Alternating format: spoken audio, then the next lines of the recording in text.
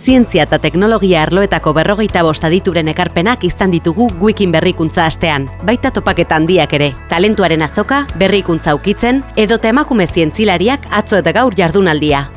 5. eta azken egunean, Mathieu Carenzo ekintzaile eta inbertitzaileak hitzaldia eskaini du e-businessak startupen garapenean duen garrantziari buruz.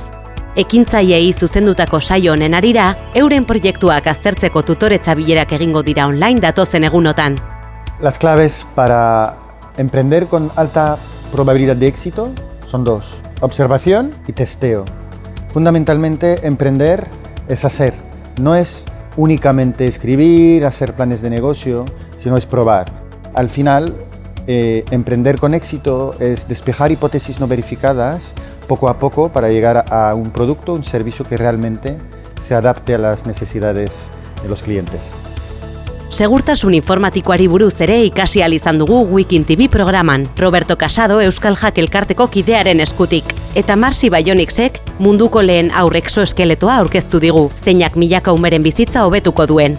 Maria Andre Destarak Egizabal, robotikako doktoreak, Madrilgo Unibertsitate Politeknikoan diharduenak, robotikak lagundutako errehabilitazioaren erronken berri eman digu.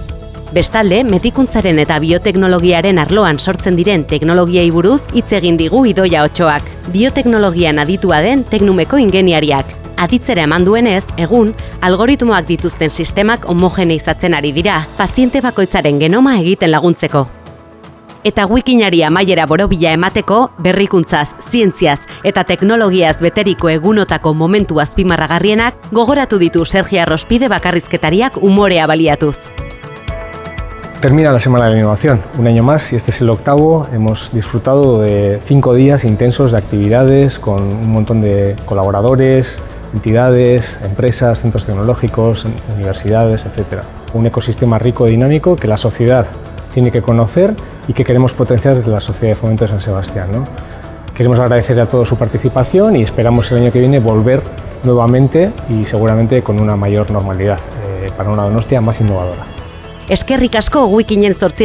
edizio hau posible egin duzuen guztioi. Hurrengora arte!